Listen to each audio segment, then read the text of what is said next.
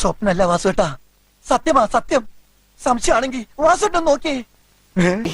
ധ്യാൻ ചേട്ടൻ മൂന്നാമത്തെ വട്ടാണ് എന്റെ ഷോയില് ഗസ്റ്റ് ആയിട്ട് വരുന്നത്. അത് ശരി, ഇപ്പോഴാണ് എനിക്ക് സംഗതികൾ പിടികിട്ടിയത്. മതിയായില്ലേ? നിങ്ങൾ പരിചയക്കാരാണല്ലേ, ഫ്രണ്ട്സ്? ഇതിന്റെ പോസ്റ്റർ ഇങ്ങനെ ശ്രദ്ധിച്ചപ്പോ ഈ പെൺകുട്ടികളുടെ വീക്ക്നെസ് അതിലുണ്ട്.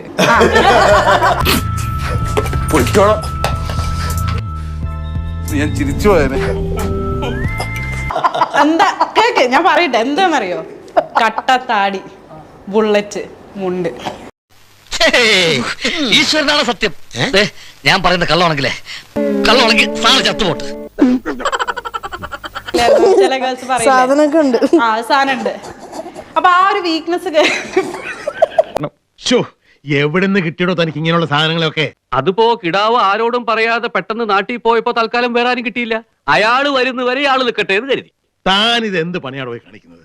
ധ്യാനേട്ടനായിട്ട് റൊമാൻസ് വർക്ക്ഔട്ട് ചെയ്യാന്ന് പറയണതാണ് ഏറ്റവും ബുദ്ധിമുട്ട്. പയ്യ തിന്നാ പനയും തിന്നാമെന്നല്ലേ? എന്നാ പന എന്നോടോ? പനയല്ല, പട്ടി വരെ തിരുന്നൊരുത്തിന് എനിക്കറിയാം. അതാരാ പറയില്ല, പക്ഷെ തുപ്പി കാണിക്കാം. അതുകൊണ്ട് ഞാൻ വളരെ ബുദ്ധിമുട്ടിയാണ് ഈ സിനിമ ചെയ്യുന്നത്. ഏറ്റവും ബുദ്ധിമുട്ടി ചെയ്തൊരു ക്യാരക്ടർ എന്ന് വേണമെങ്കിൽ പറയാൻ പറ്റുമോ? ഡെഫിനറ്റ്ലി. പോലീസുകാർക്ക് എന്താ ഈ വീട്ടിൽ കാര്യം? അതെന്താ? തോന്നക്കൽ പഞ്ചായത്തിലെ ഓരോ വീടും ഞാൻ അരിച്ചു പറിക്കും. ഞാൻ റെഡിയാണ്.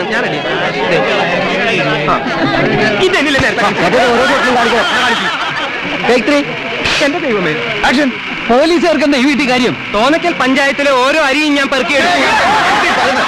അരിയല്ല, അരിച്ചു പെറുക്കി. അല്ല, അരിയാവുമ്പോഴല്ലേ പെറുക്കിയെടുക്കാൻ പറ്റുള്ളൂ. അപ്പൊ ഞാൻ നേരത്തെ പറഞ്ഞ സംഭവം, അതായത് ചില പെൺകുട്ടികൾക്ക് എന്താ പ്രശ്നം? എടാ, പുണ്യപുരാണ കാലങ്ങളിൽ മുതല് പെണ്ണുങ്ങളിൽ മാത്രം കണ്ടുവരുന്ന ഒരു സംഭവത്തിന്റെ പേര് പറ. അത് ഞാനെങ്ങനെ ഓപ്പൺ ആയിട്ട് പറയണേ? അതല്ലടാ, കുശുമ്പ്.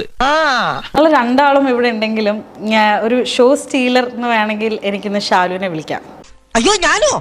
മനസ്സാ വാചാ കർമ്മണാ വേണ്ട. കാരണം ഇതുണ്ടോ, രണ്ട് കാലിലും രണ്ട് ഡിഫറെന്റ് ഷൂസ് ഉണ്ട്. എടാ, നീ ഏത് കോലം കെട്ടിയാലും ആ കൂലി ചായ നിന്റെ മോന്തയ്ക്ക് മാറത്തില്ലേ? കാടി വെള്ളത്തിൽ വീണ കാക്കയെ പോലെ വേഷം കെട്ടിയ നീ വെറും ഒരു കൂലിയാണെന്ന് ഞാൻ വിളിച്ചു പറഞ്ഞാൽ നീ ഇന്നാറും ഞാൻ ഇന്നാറും. നൈക്കിയുടെ ഷൂസ് ആണ്. എന്തായാലും ഒരു 10,000 രൂപ വരും അല്ലേ? ഇല്ല, അറൗണ്ട് 85,000. നീ അങ്ങോട്ട് വളർന്നുപോയി.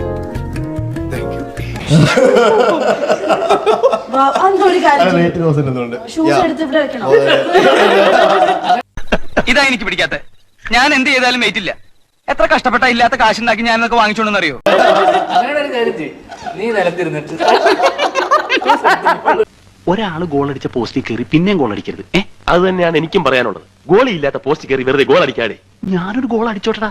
ഇതിന് ഇംഗ്ലീഷിൽ ഒരു ചൊല്ലുണ്ട്, ഉർവശി ശാപം ഉപഹാരമായെന്ന്. ഇത് മലയാളമല്ലേ? ഞാനത് നിങ്ങൾക്ക് മനസ്സിലാവാൻ വേണ്ടി മലയാളത്തിൽ പറഞ്ഞെന്നുള്ളൂ.